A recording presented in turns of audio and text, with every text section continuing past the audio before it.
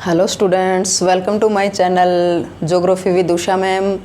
तो चलो स्टार्ट कर लेते हैं वीडियो स्टार्ट करने से पहले एक बारी लाइक, कमेंट, शेयर और सब्सक्राइब ज़रूर करें। सब्सक्राइब करोगे तो आगे ऑल का नोटिफिकेशन आएगा, उसको ज़रूर दबाएं, क्योंकि वो दबाने के बाद जो मेरी आगे आने वाली वीडियो हैं वो आपके फ़ोन के नोटिफिकेशन में आ जाएंगी। और वीडियो को ज़्यादा से ज़्यादा शेयर करें ताकि लॉकडाउन में जो और बच्चे हैं आप जैसे, वो भी वीडियो का स्टडी का लाभ उठा सकें। तो चलिए वीडियो को स्टार्ट करते हैं। आज का टॉपिक है अपना पृथ्वी की आंतरिक संरचना। आज का टॉपिक है पृथ्वी की आंतरिक संरचना, जो भी ये फर्स्ट ईयर का सेकंड लेसन है, इम्पोर्टेंट लेसन है। बच्चों के एग्ज़ाम में काफ़ी ज़्यादातर आ जाता है ये क्वेश्चन। तो ये आज करेंगे अपन, अलग अलग पार्टों में करेंगे।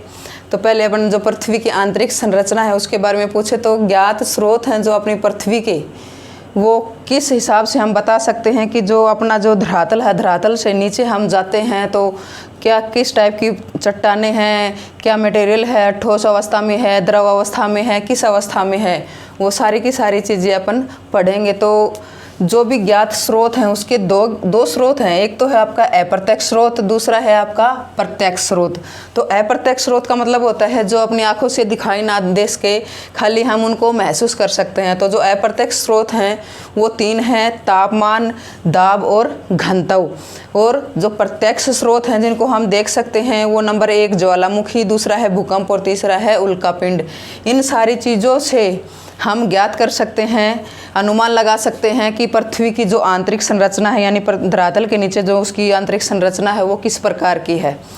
तो अपन जानते हैं, तो सबसे पहले तो अपन ये देखें कि जो पृथ्वी के नीचे एक इंसान कहाँ तक जा सकता है या कहाँ तक गया हुआ है। तो जहाँ तक जा सकता है वहाँ तक तो हम सोच सकते हैं कि वो देख लेगा किस प्रकार की चट्टानें हैं, ठोस अवस्था में है, द्रव अवस्था में है, किस अवस्था में है।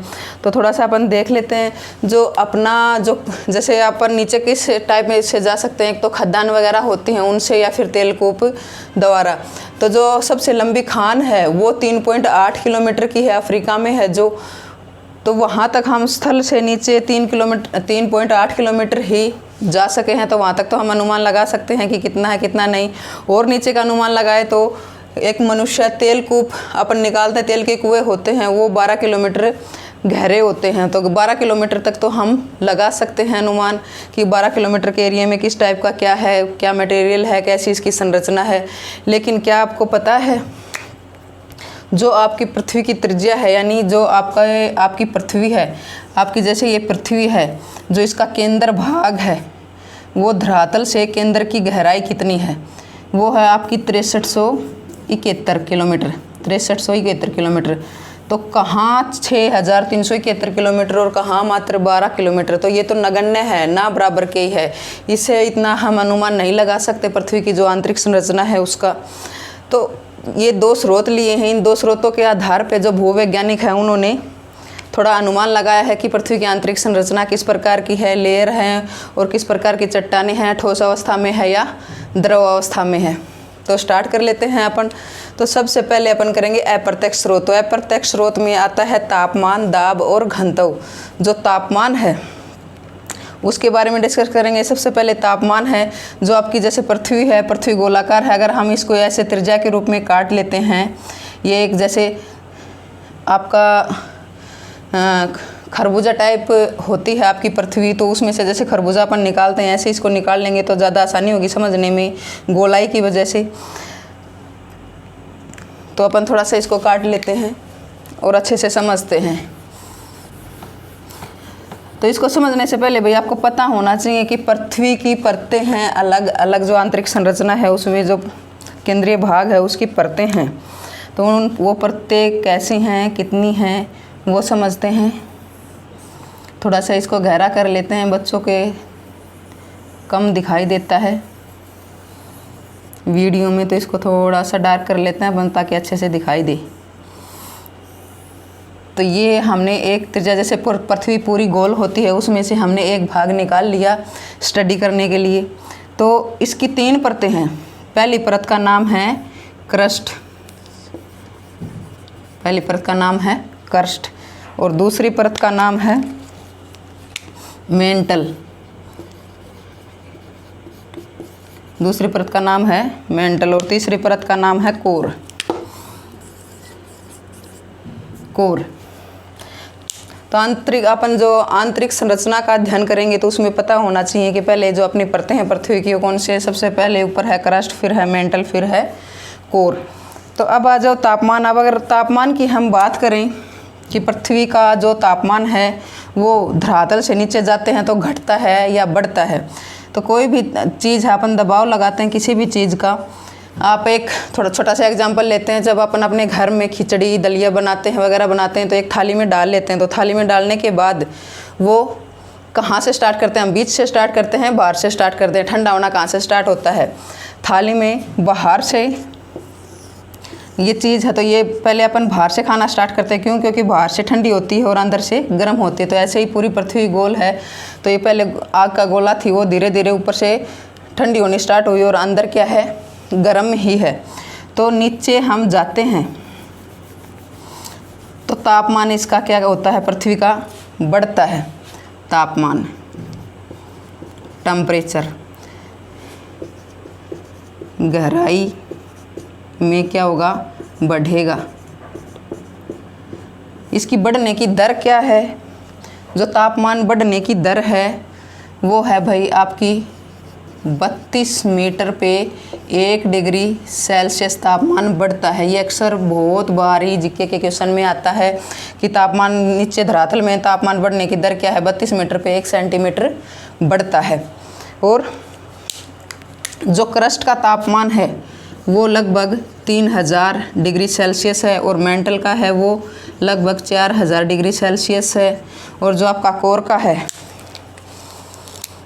वो लगभग 6000 डिग्री सेल्सियस तापमान है। तो तापमान क्या है? तापमान गहराई के अंदर अपन नीचे जाते जाएंगे तो तापमान क्या होगा? बढ़ता जाएगा। अब बात कर लेते हैं दाब की। तो दाब भी क्या है? हम पृथ्वी के अंदर नीचे जाते जाते हैं, पृथ्वी के अंदर जाएंगे तो क्या है? गहराई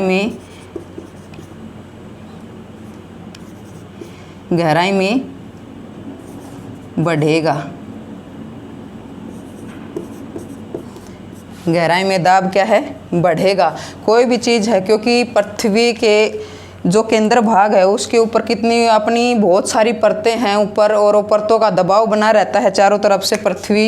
ये पृथ्वी है, पर ये आपका पूरा का पूरा धरातल है। धरातल से चारों तरफ से अंदर की तरफ दबाव पड़ेगा तो क्या होगा? आपका प्रेशर पड़ेगा, तो अंदर क्या रहेगा? दबाव बढ़ेगा। तो गहराई में जाते हैं तो दबाव भी क्या होता है? बढ़ता है। जो इसका घनत्व है, अब घनत्व पे आ जाते हैं।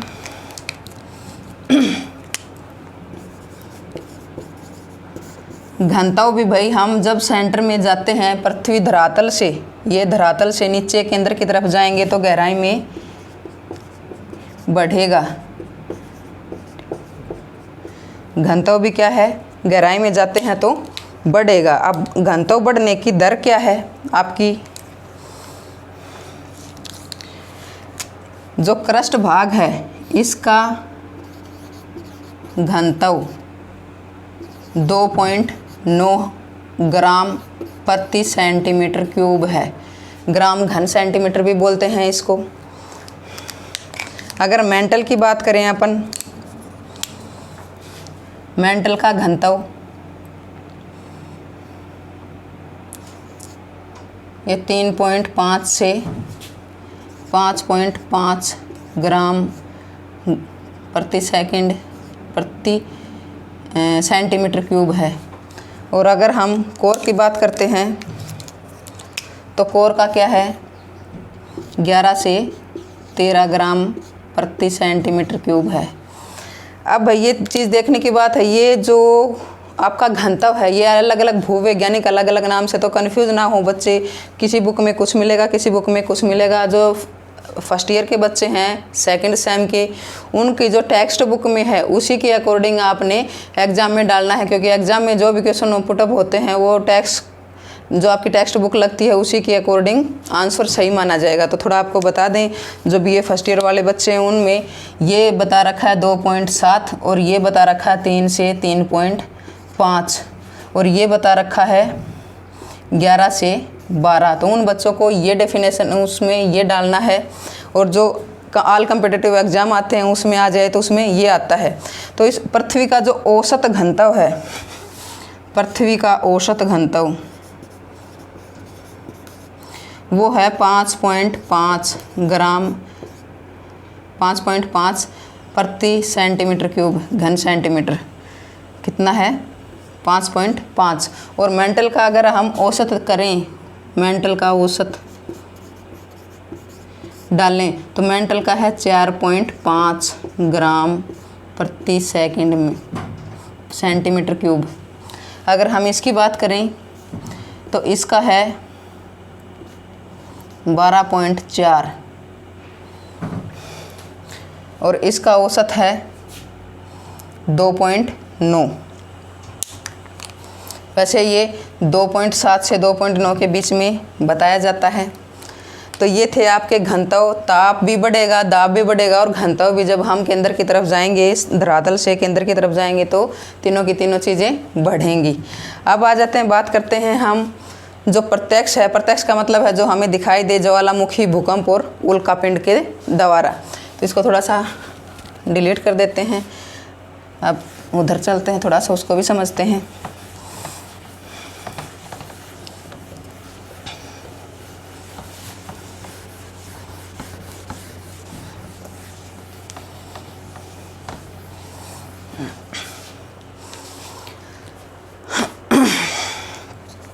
जो आपकी ज्वालामुखी से कैसे पता चलता है? जो आपका ये ज्वालामुखी सभी को पता है धरातल से निकलती है तो कितने किलोमीटर। तो ज्वालामुखी, आपकी ज्वालामुखी में क्या निकलता है? ये आपकी पृथ्वी है। पृथ्वी के अंदर से जब ज्वालामुखी उद्गार होता है, दरारों की तरफ से निकलता है, तो क्या छोटे छोटे कंकर पत्थर हैं वो निकलते हैं, छोटे भी बड़े आकार के भी। और आपकी गैस निकलती है और इसी के साथ क्या निकलता है? लावा। जब धरातल के नीचे ये होता है तो इसको हम बोलते हैं मैग्मा। और धरातल के ऊपर जब गैस मुक्त हो जाता है, ये गैसें निकलती हैं, गैस मुक्त होने के बाद में ये लावा यानी ठंडा होके चट्टान का रूप धारण कर लेता है, जिसको हम क्या बोलते हैं? लावा।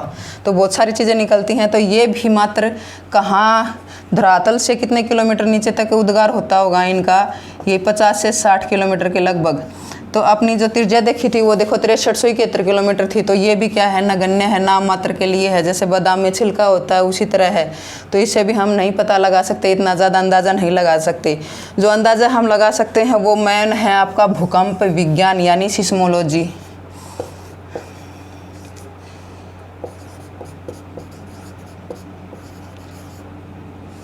जो है वो आपकी क्या है? सिस्मोलॉजी।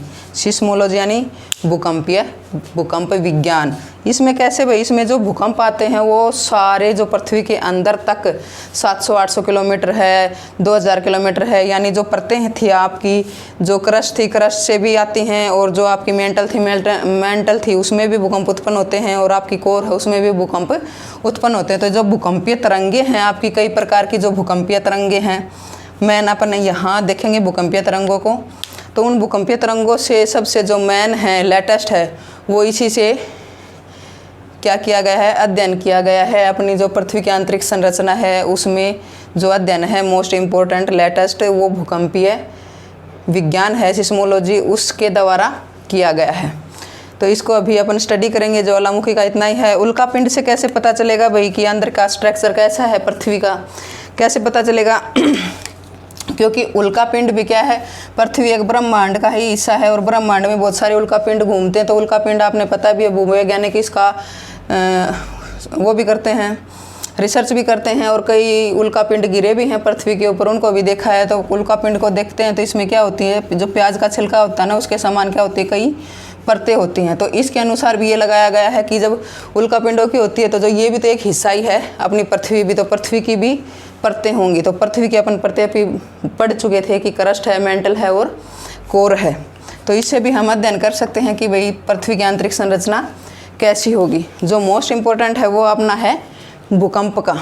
तो इससे करते हैं अपन भूकंप की जो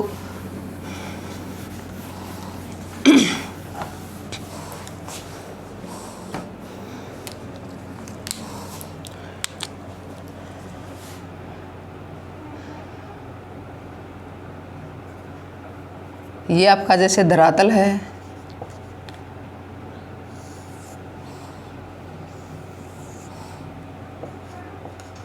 ये आपका धरातल है और ये आपका पृथ्वी का आंतरिक संरचना नीचे की तरफ है। तो जहाँ से ये दो क्वेश्चन इंपॉर्टेंट है भाई, दोनों अक्सर आ जाते हैं जीके के क्वेश्चन में।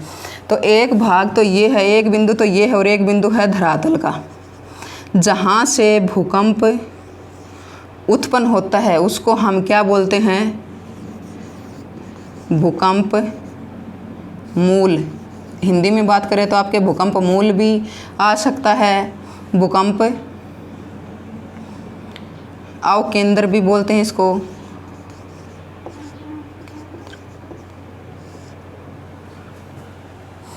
और इसको इंग्लिश में बोले तो सिस्मिक सेंटर।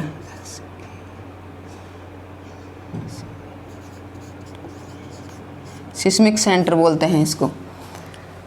और ये यहाँ क्या होती है, सबसे पहले भूकंप की उत्पत्ति होती है धरातल के नीचे, और यहाँ से जब धरातल पे पहुँचता है, सबसे पहले धरातल पे भूकंप पहुँचता है वो बिंदु, इस बिंदु को बोलते हैं भाई अधिकेंद्र। क्या बोलते हैं? अधिकेंद्र। और इंग्लिश में बोले तो हम एपिसेंटर। इंग्लिश में बोले तो एपिसेंटर।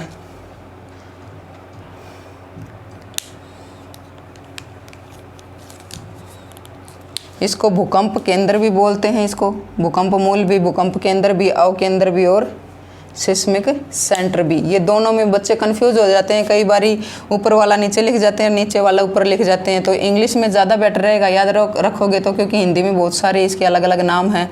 तो इसको तो ईपी सेंटर बोलते हैं और इसको सिस्मिक सेंटर बोलते हैं, इसको हाइपो सेंटर भी बोलते हैं। और हिंदी में इसको अधिकेंद्र, इसको भूकंप मूल या अवकेंद्र भी बोलते हैं। तो ये तो सबसे पहले जहाँ भूकंप की उत्पत्ति होती है वो है। और ये धरातल के ऊपर सबसे पहले, और धरातल के ऊपर कहाँ आएगा सबसे पहले? ये 90 डिग्री का कोण बनाएगा जहाँ से भूकंप उत्पन्न होगा, उसी के सीध में। देखो यहाँ जाएगी एक तो तरंग, तो देखो टाइम लगेगा। एक तरंग यहाँ जाएगी भूकंप की तो टाइम लगेगा। सबसे कम टाइम कहाँ लगेगा? सीधा धरातल के ऊपर 90 डिग्री पे जाएगा तो कम, यानी सबसे कम टाइम लगेगा वहाँ पे। तो अब इसकी जो तरंगे हैं, भूकंपीय तरंगे, वो देख लेते हैं।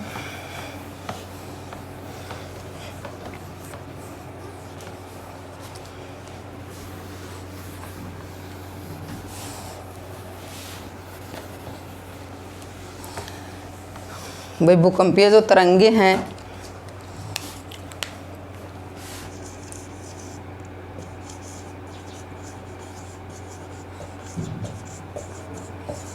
वो 3 प्रकार होते हैं। उसके पहले 2 प्रकार हम देखेंगे सबसे पहले, क्योंकि 3 प्रकार हैं, एक तो पृष्ठ की है और 2 किसकी हैं? भूगर्भ की। तो इसलिए 2 भागों में पहले डिवाइड करेंगे। पहला है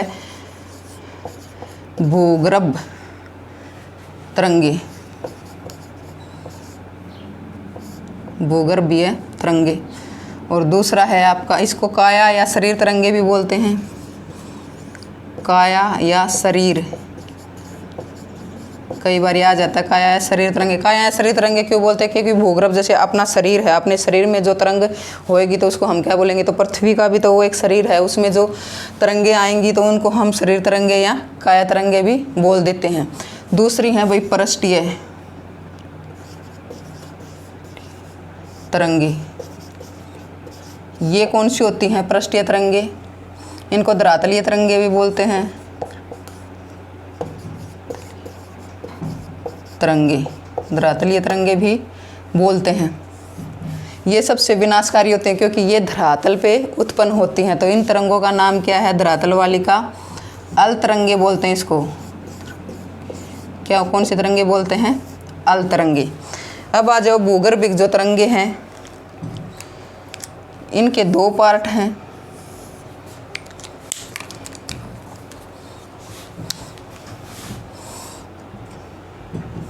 पहला है पी तरंगे, दूसरा है एस तरंगे।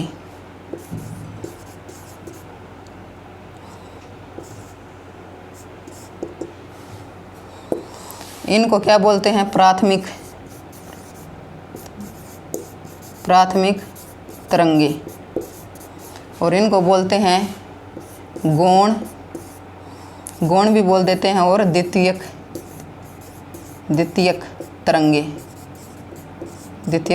तरंगे।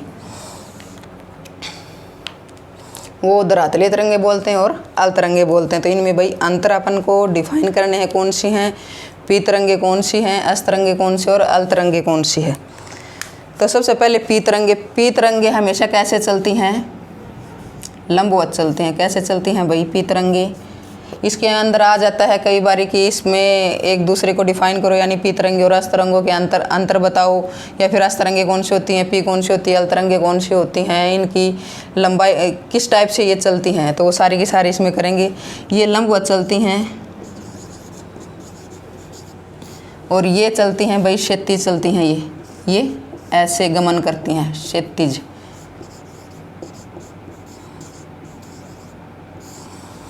अब बात आए इनकी जो गति है।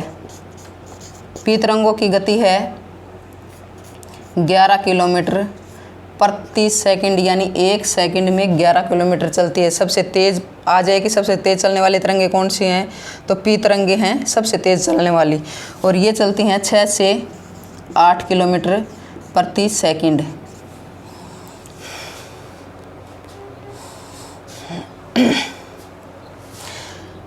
ये दूसरा और ये तीसरा है भाई। ये जो तरंगे हैं ये ठोस में भी चलती हैं, तरल में भी और गैस में भी, यानी तीनों चीज़ों में चलती हैं ये तरंगे। और एस तरंगे खाली ठोस में ही चलेंगी। एस तरंगे खाली किस में चलेंगी? ठोस में ही चलेंगी। इनकी गति कम है। और आगे आ जाओ अल तरंगे। ये तरंगे कौन सी हैं? ये धरातलीय तरंगे हैं, जो मैंने अभी बताया धरातलीय तरंगे हैं।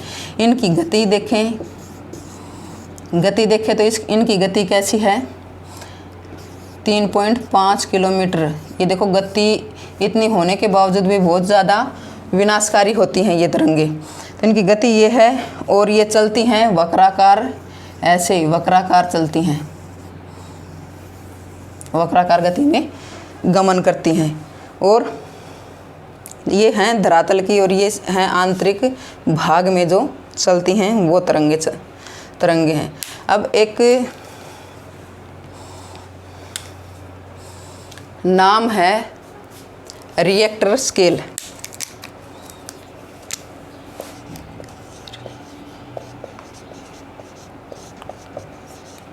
ये भी कई बार आ जाता है क्वेश्चन में कि रिएक्टर स्केल क्या होता है, सिस्मोग्राफ क्या होता है।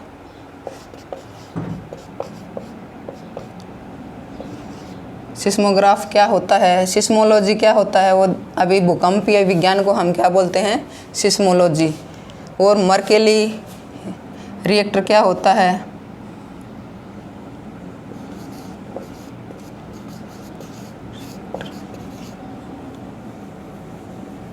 यंत्र लगा लो या स्केल लगा लो। तो इसका इजाद किया था भाई ईसी रिएक्टर ने। इसका इजाद किया था ईसी रिएक्टर ने, इसलिए इसको क्या बोलते हैं? EC reactor. ये क्या है? भूकंप की तीव्रता मापता है, कितना है। आपने न्यूज़ चैनल में या फिर देखा होगा,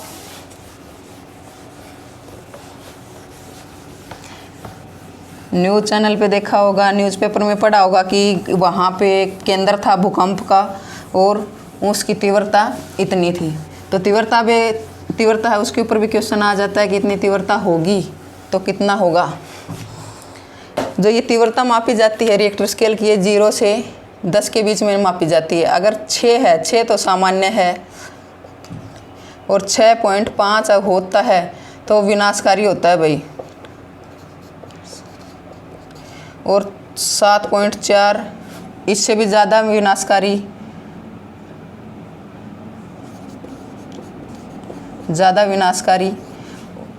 और 9 तो भयंकर विनाशकारी।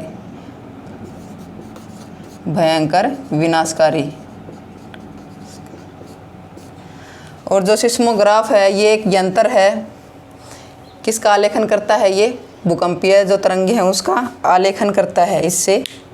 और जो मर्केली स्केल है ये भी एक यंत्र है। तो ये कई बार क्वेश्चन आ जाते हैं। इसके बाद में जो दो और तरंगे हैं, जो गौण तरंगे हैं, बिल्कुल अभी लेटेस्ट उनका किया गया था।